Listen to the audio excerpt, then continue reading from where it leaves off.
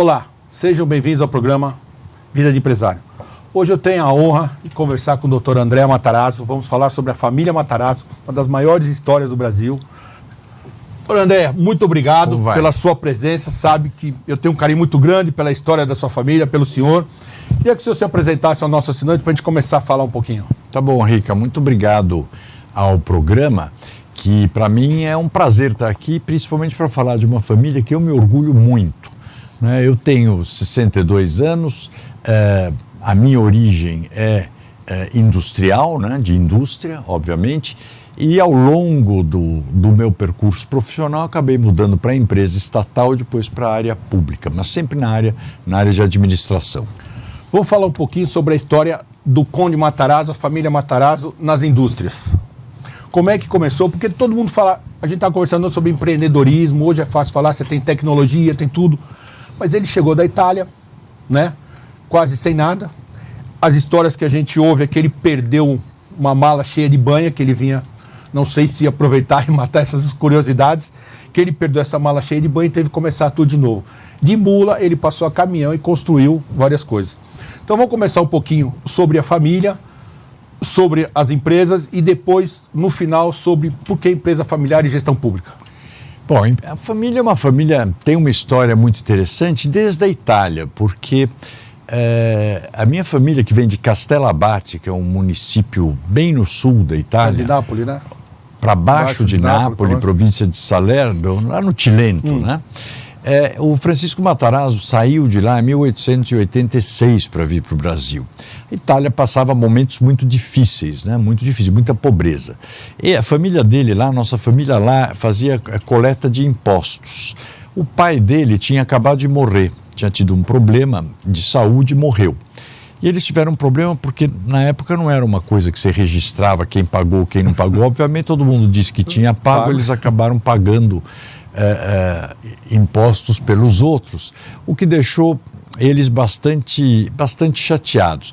Mas o Francisco Matarazzo, até um pouco contrário ao que conta a lenda, ele já na época fazia faculdade e veio para o Brasil por sugestão do Fernando Grandino, que era uma pessoa de Castellabate que já morava em Sorocaba, estava morando aqui em Sorocaba, escreveu para ele dizendo: olha, Matarazzo, eu acho que o Brasil é um país que a sua cara tem tudo para alguém do seu temperamento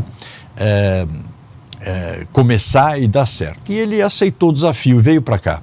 Tem que lembrar que o Brasil, 1886, era pré-abolição dos escravos. O que tinha no Brasil? Mato, escravos e alguns portugueses. Muito mato. Tanto que aqui em São Paulo, o forte era Sorocaba, não era a cidade de São Paulo. E o Francisco Matarazzo veio trazendo uma carga de secos e molhados, que ele estava trazendo, porque era o negócio que ele queria começar aqui no Brasil. Ao fazer o transbordo do navio para o porto, essa carga foi perdida no mar, afundou. Então isso é uma realidade. É uma realidade. E aí ele começou do zero, efetivamente, inclusive morando na casa do Fernando Grandino, que o acolheu. Tanto que você pegar cartas até a morte dele, em todas as saudações ele sempre saúda. Quero aqui cumprimentar e agradecer o meu amigo, meu melhor amigo, Fernando Grandino, a quem eu devo tudo aquilo que eu construí. Porque o Grandino o acolheu, ele morou com o Grandino um bom tempo, em Sorocaba. Então, essa foi, vamos dizer, a saga dele inicial.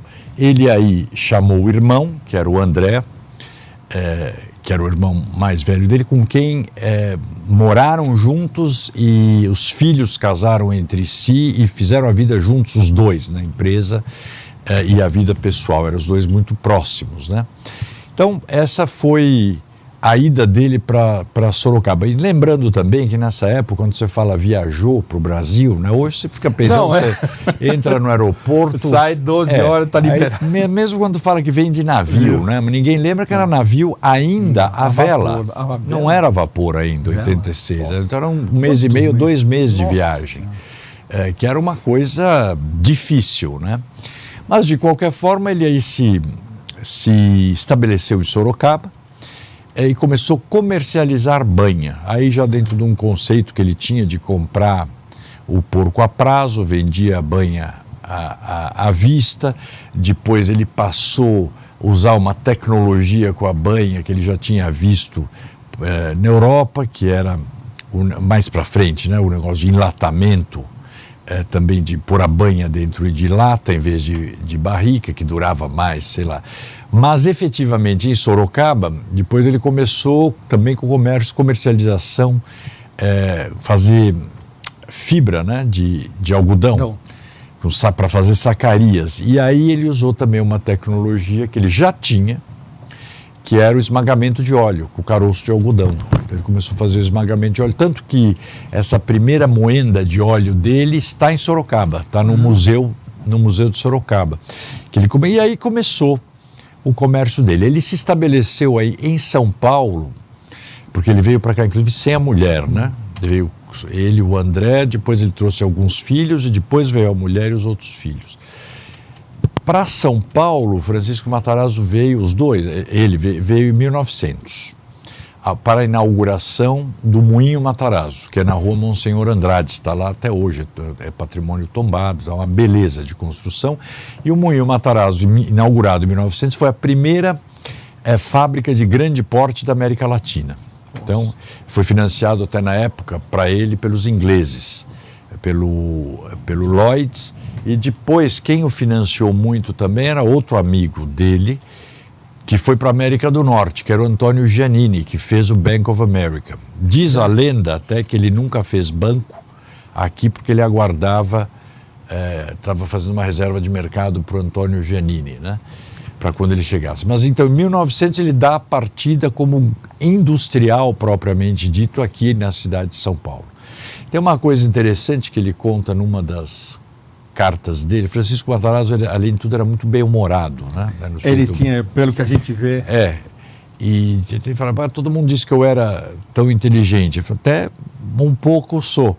Mas ele dizia o seguinte, que as pessoas não consideram uns detalhes. Por exemplo, as vantagens comparativas que os europeus tinham com relação a quem estava aqui. Ele, na Europa, já não existiam mais escravos. Então, ele trabalhava lá com mão de obra remunerada. Então ele já tinha esse conceito de custo muito diferente, né, na cabeça dele. O que é o empreendedor mesmo, na realidade. Né? Claro, conhecia moenda de óleo, ele fazia esmagamento de óleo lá. Eu sempre digo, o Rica, quando eu fui embaixador do Brasil na Itália, que para mim também foi uma experiência fascinante, porque quase um século depois, né, você imagina, eu voltei para o país de onde a minha família saiu, representando o país que nos acolheu, né? Foi muito emocionante até quando eu fui como embaixador para Castellabate, que fizeram um feriado no dia. Mas eu me lembro que às vezes eu olhava assim da Piazza Navona, do terraço da embaixada para baixo, falava... Que é lindo ali, hein? Lindo. Nossa, quando Inocêncio X inaugurou aquela embaixada e já fazia os jogos náuticos lá na praça, Cabral estava praticamente chegando no Brasil, né?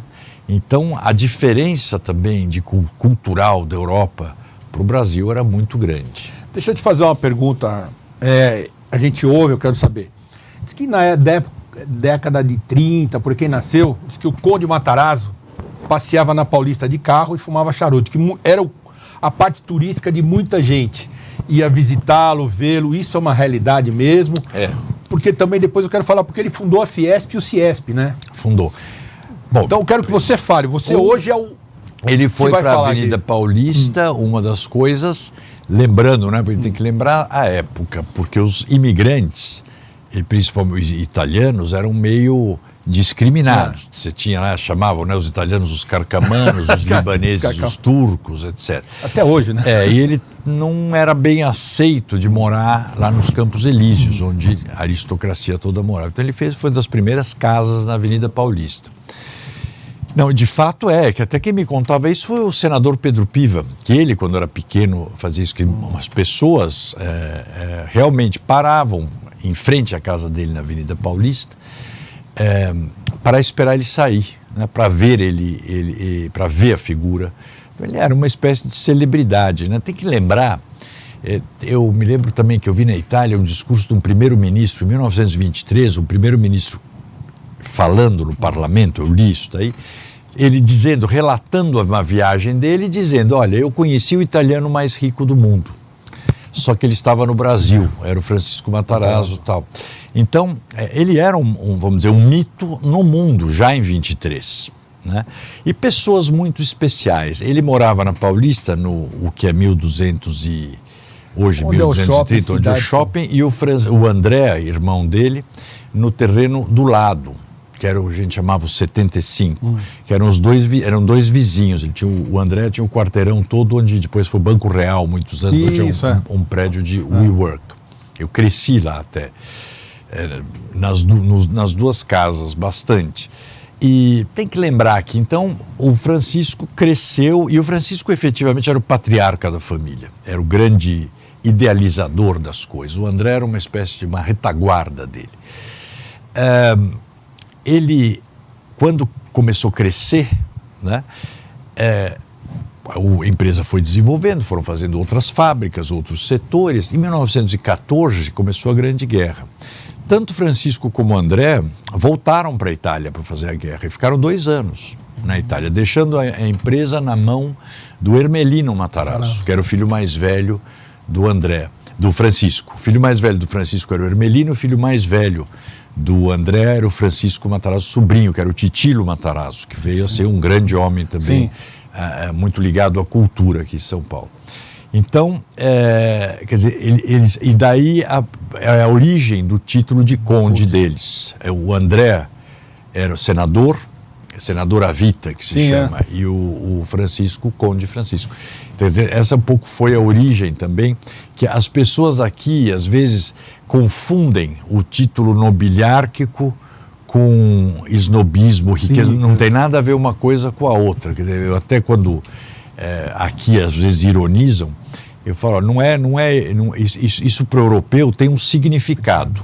É uma honraria que você recebe por ter tido um papel fundamental no seu país. E realmente alguém que já era um dos homens mais ricos do mundo, sair do país dele, os dois, saírem daqui, se mandar para a Europa para ficar 2 anos fazendo guerra na Guerra Mundial, mereciam ser reconhecidos.